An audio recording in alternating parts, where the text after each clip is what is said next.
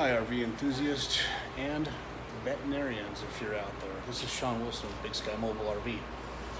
We're working with Adobe Veterinary Center on their veterinarian truck that has the bowie utility bed. And we've been having problems with the Nocold refrigerators. They're not, they're going in cold and working on 110, and then when the truck goes out, they stop working and they lock up. Like, the compressor is dead. And I called Bowie. They acknowledged they have a problem with it, and they didn't have a solution for me. So it's kind of been a trial and error thing, and I think I might have figured it out.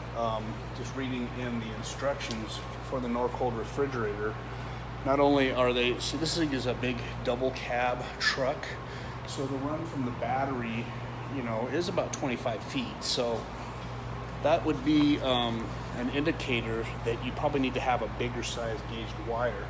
Now this is the size of wire, maybe a 14 at best, might even be 16 gauge wire. That's what they were using to run the refrigerator off of the stock Bowie stuff.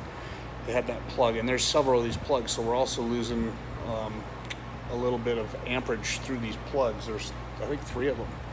So what I've done is installed, let me see if I can get you in here where you can see it.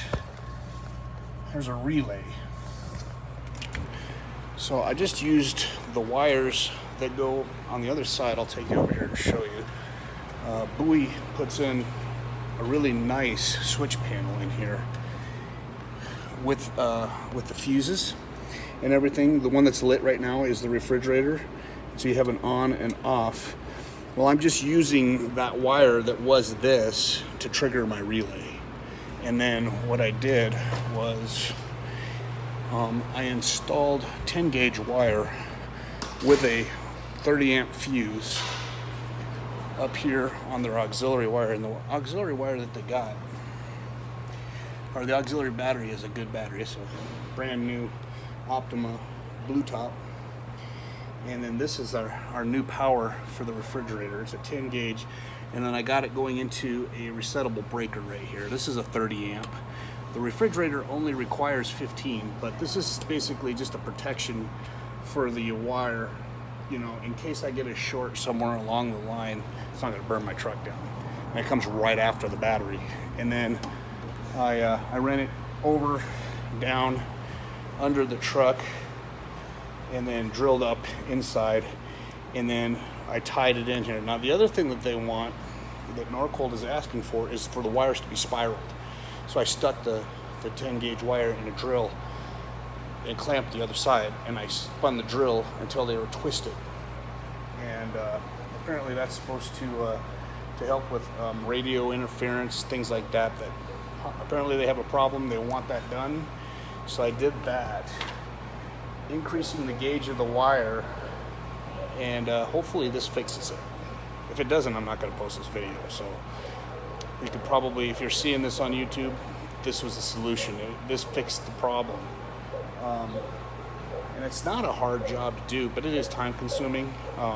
You can do it, just get some 10 gauge wire, a red and a white, or a black and a white, and just wire it directly to battery, to a fuse immediately right after the battery, and then on down over back here to the back here, close to your refrigerator.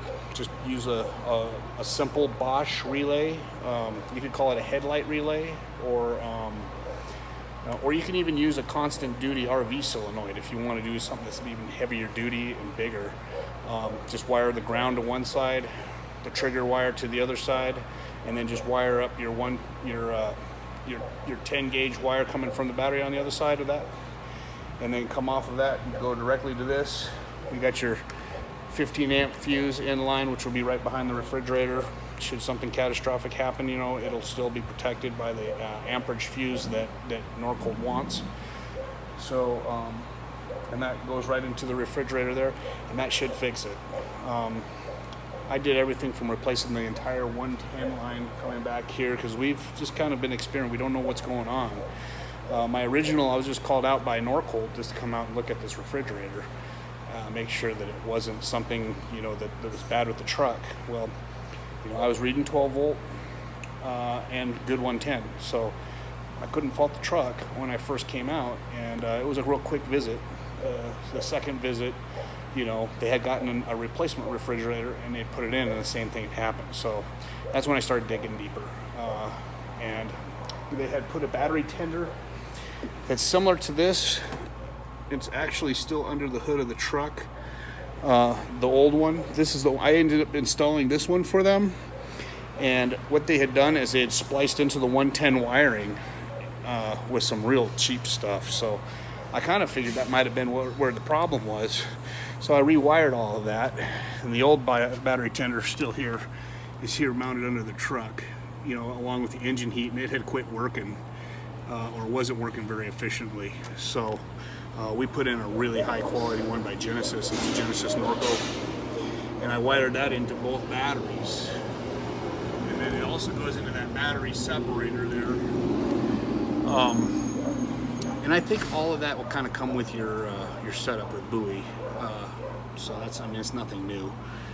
And then, you know, basically I got a phone call the next day. They're still having the same problem.